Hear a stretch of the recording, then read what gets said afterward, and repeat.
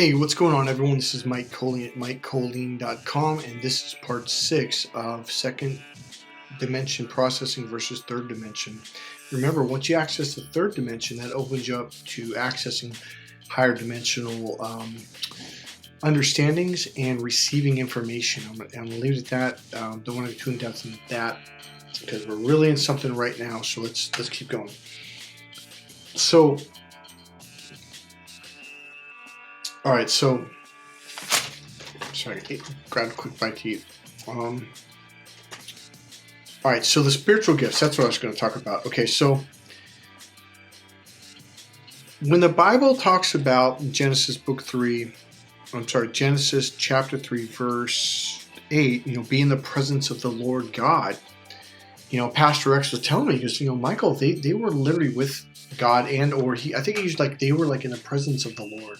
Like they communicated. I'm not saying it was here's something I heard about 5 years ago that blew my mind, because now I was a Christian a long time since I was a little child. I never heard this in church or from anyone.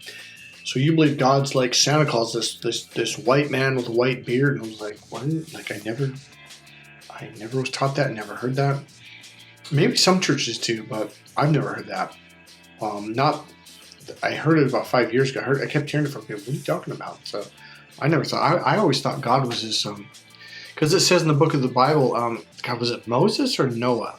Oh man, probably Moses.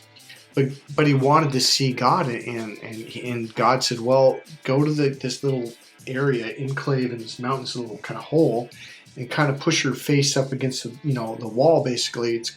And he goes, no, I'll pass by you, right? Sorry. He goes, I'll pass by you. And God, so he goes, because if you were to see me, you would die, right? I'm so powerful, okay, or something like that. And so never once have I ever read that God was some old man with a white beard and white hair. Never heard that before until recently, 5 years ago. So I always thought God was this light, this energy, such omnipresent, omnipotent being that he wasn't in a form of a body or a box or a machine, or he wasn't some thing, right? So anyways, Adam and Eve, Pastor X would say, Adam and Eve were in the presence of the Lord until they ate of the fruit, and then they hid from God. Now that is symbolic. Now let's talk about that.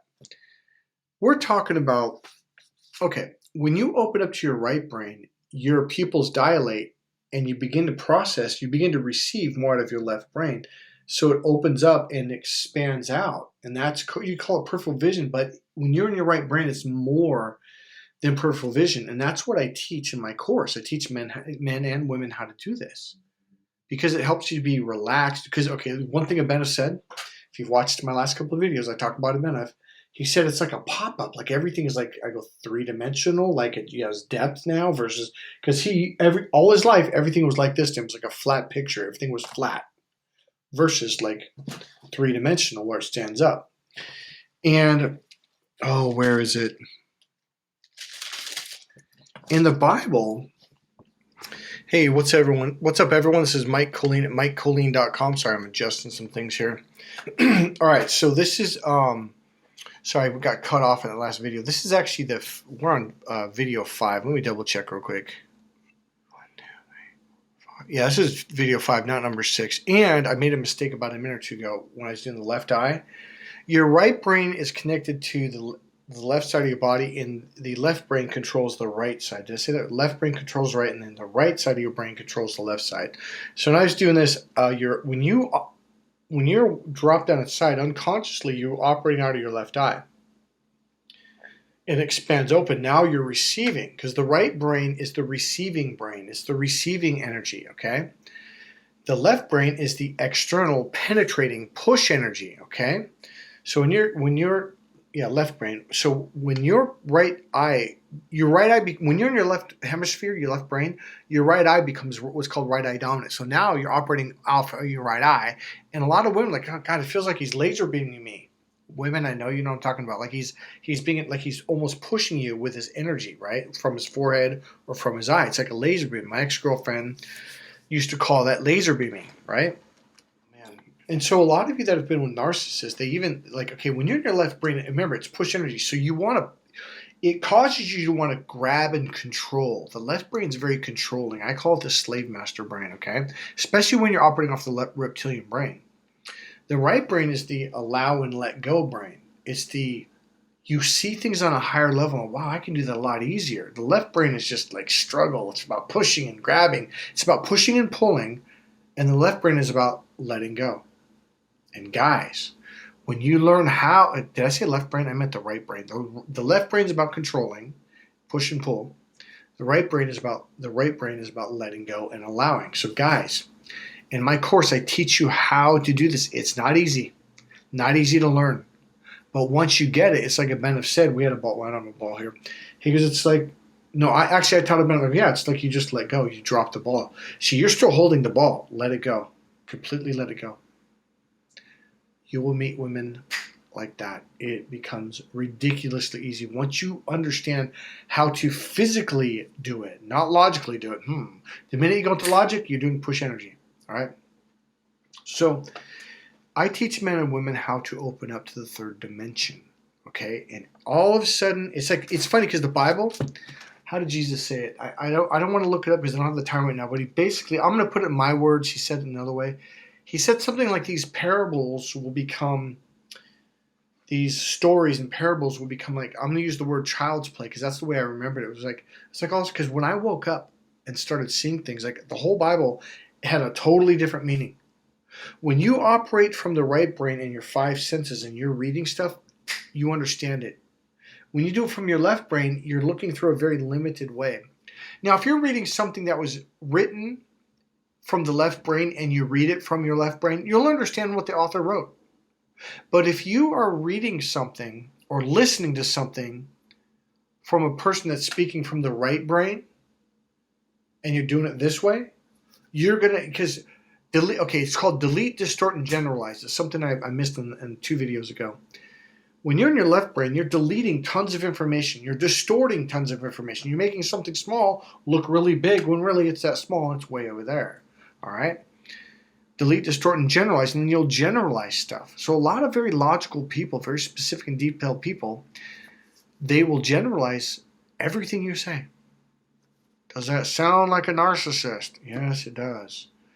Very left-brain people, they have to, because they've done. It's almost like they're looking in a microscope, which is a very controlled environment. You got these 2 little glass plates, which I forgot what they're called. You put the sample of whatever underneath, and then you put it underneath, and then you put it a high-powered microscope that makes everything, it distorts it, it generalizes it, it makes it, all of a sudden, this little tiny, it could be literally a molecule, a microbe, an amoeba, which is so small, you probably couldn't see it with the human eye. But once you put it on the microscope, oh my God, look at that thing, it's huge. It's not huge. You are distorting it with your brain, all right?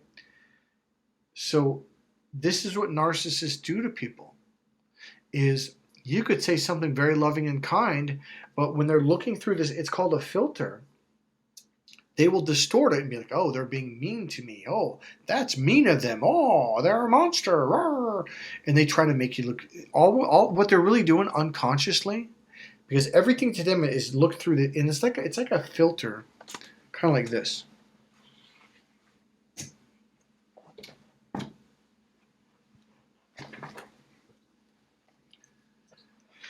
When I look through this, it's going to look a lot darker. Here, I'll do it to you actually. See? All of a sudden you're like, oh, that's distorted. That's generalized, right? It's changed, right? Same thing with this. Everything suddenly looks aqua green when it's really not. This is reality. Narcissists do not live in reality at all. They live in an absolute distortion of what reality is. Most people do. Narcissists just do it on an extreme level. People who have done a lot of consciousness work like me, we tend to live in the present moment at least 50% of the time. You might have thought I'd say most of the time. No, I'm still working on it. Okay? But we don't distort stuff. The more you heal, the more you clear, you don't distort, delete, or generalize as much. You begin to just see things for what they are. Whereas if you've got an issue and you're looking through that filter, and we use this, you will distort the fuck out of it. So what most narcissists will do is you could do something plain, normal, nice, kind, loving, and they'll look through that filter, and that filter beliefs, rules, and values are all filters. There's all kinds of filters. A filter could be in a childhood thing that happened to you that was really bad, and then you start to filter like those kind of people through this filter, and you think, well, those people bad, when they could be trying to help you fix your car or give you money or whatever, right? So narcissists are unconsciously projecting who they are onto you. And if you watch a lot of narcissist videos on YouTube, they'll say what they're doing is they're trying to push their darkness onto you. And no, it's that person. And here's the thing, they really believe it. They really do. All right. So that's another subject in and of itself. So let's kind of go back. The reason why I keep bringing up narcissists, because the people, or the demons that Jesus dealt with in the book Matthew, Mark, Luke, and John, the story where he took them out of he basically said, well, where do you want to go? And they said, okay, fine. Because Jesus, he's going to take the demon out of the people. And if these demonic narcissists must live in a host, physical, some kind of body. And the demons kind of looked around and go, okay, put us in those swine into the pig. And so Jesus cast them into the pigs, and the pigs immediately ran off the cliff and fell all the way down to the ocean. And there's like rocks and stuff, and they died. Okay. So once the pigs died, the demons died because they can't exist unless they're in a host. Okay. So these were narcissists. There's a spirit that goes into people, okay? But the person plays a part in opening up and being like, yeah, that's cool because you give me power. It's just like this, okay. Just like what happened with Adam and Eve in chapter 3 when they ate of the fruit, the tree of knowledge, right? So let's get back on track here. God, there's so much. See, this is why I've been trying to do this video series, but I'm like, how am I going to do this? It's so many different things because I'm trying to help you understand what's going on. Number 2, which I don't think I say enough, I'm living this now. I used to be one of these people. The point being is I've cleared a lot of my issues, a lot of energy, and I've integrated a lot of my energy. So now I'm more conscious. I'm more in the present moment. Okay? If you notice, I have a softer look in my eye than most people. If you look at the image of Jesus, every painting when I was a child was like something about his countenance. He looked so peaceful. And I couldn't figure it out until I learned the difference between dilated pupils and tiny pupils. Like, oh, his pupils are dilated. And that gives him a very peaceful, present in the present moment kind of feeling. It calms you down. That's what I've been doing for over 30 years, meditating. It's really the internal awareness and the energy healing that I've been doing, okay? So I'm living this. I'm not saying I'm at the level of Jesus. I'm not saying that. But I would love to one day say, I am Jesus. That would be awesome, walking on water. Admit it. If you saw me walk on water, you would trip, okay? All right. So let's keep plowing through here.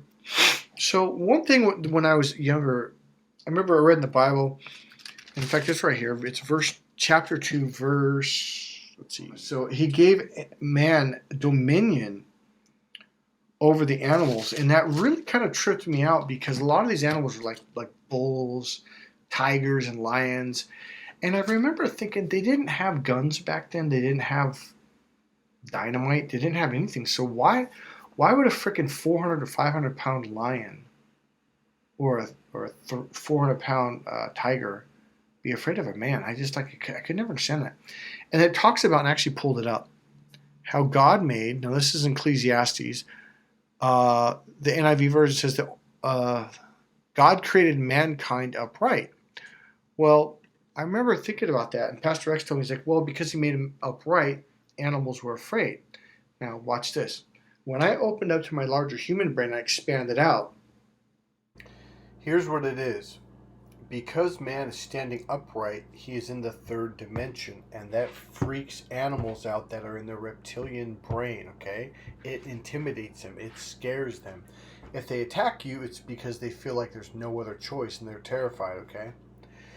When I went through my first major awakening when I was 28 years old, people suddenly literally would lean away from me because they were afraid. and I couldn't figure it out.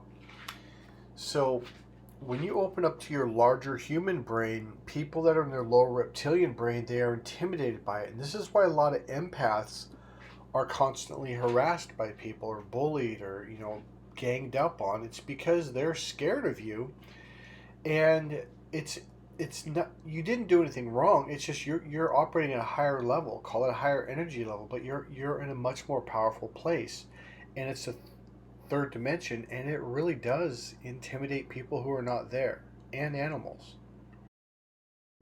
So the thing about it is you are different from those people, period, when you are open up to all your brains, left, right, and the lower reptilian brains, all three.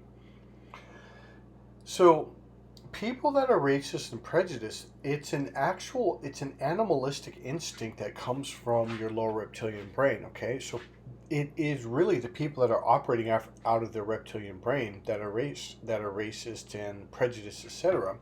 And they're the very ones who say, "Oh, you're racist. Everyone is." Well, that's not true. It is something that was built into animals to stay away from other animals that look different, so you could stay to your own kind for safety. And that's what that is about. So in humans, that comes down and it causes racism when you're in your reptilian brain. But when you come up to the higher brain, the higher levels, the left and right brain, really the right brain, you don't do that anymore. Suddenly that goes away. This is a big part of my course for men, Crack the Female Code, is learning how to be emotionally grounded, because that is what opens you up to your larger human brain, especially your right brain, which is the emotional processor.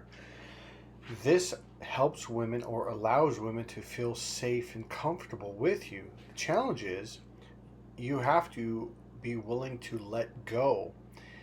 And the safeguard in it when it comes to narcissists is they don't want to open up to the right brain. So that's the good news when it comes to that.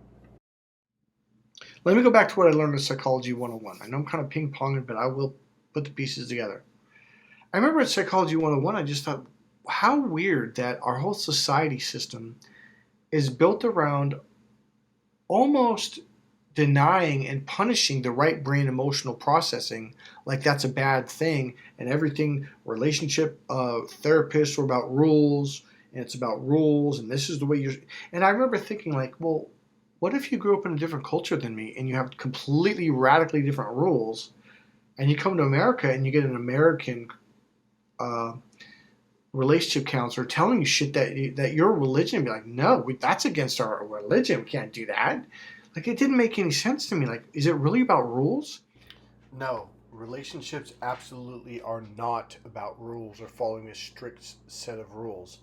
That has nothing to do with love or relationships. Rules are processed through the left logical brain. Love, emotions, and relationships are a right brain process. You need to be in your right brain in order to relate to someone, okay? And love, or I should say relationships, love is all about understanding. And understanding is not done through logic or following rules. Understanding is by opening up to your right brain, because the right brain perceives where someone else is at, and that's how you can understand them. You will never understand another person from logic. Rules. And as I told you, I was reading one book. This, if you've been following the series, you'll reflect back to this. All right. Is I was reading this book. Everyone recommended it. It was a big book at the time, and I'm reading, like, okay, don't do this when a woman does that. When a man does that, give him a space. Don't do that. He'll come out when he's ready. It was like a book of rules, and I got so fucking pissed. Like, what, I got to keep in my back pocket every time I deal with a girlfriend or wife. Like, okay, what am I supposed to do here? Like a bunch of rules versus being in the present moment. When I opened up and I went through my awakening, I was in the present moment. All of a sudden, I could see that my girlfriend was in a bad mood. I could tell that if I said this, it would hurt her feelings, for example. Being in the present moment opens you up to your five senses, your right brain processing, which is really a physical processing inside your body, okay? So when you're in this space, it helps you to calm down, and thus it helps anyone around you, including women, to feel comfortable around you, okay? This is what the Bible was talking about. When you're in the present moment, you are open to the spiritual side of your brain. You are tuned into energy and feeling. And so now when you're in this part of your brain, you can feel where someone else is at in the moment. So it's not about pulling a book out of your back pocket and going, okay, what's the rule in this space? Because the minute you do that, you disconnect and you go into your logic. And that is not what we want you to do. We want you to reconnect with your physical body and your five senses. Feelings, for example, there's a good story. And I teach this in men in my Cracked Female Code. Everything I'm teaching right here, this whole thing, this is Cracked Female Code. This is a section, probably 10% of it, okay? Okay, so I'm going to cut this part of the video off and let the next part be in the next video. This video is going too long.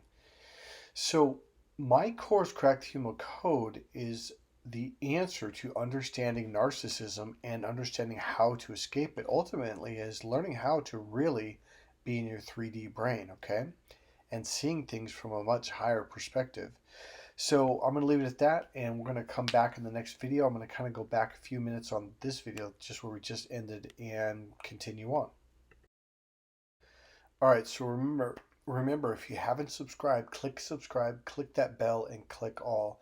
Click the like button and make a comment, and I'll see you in the next video. Bye-bye.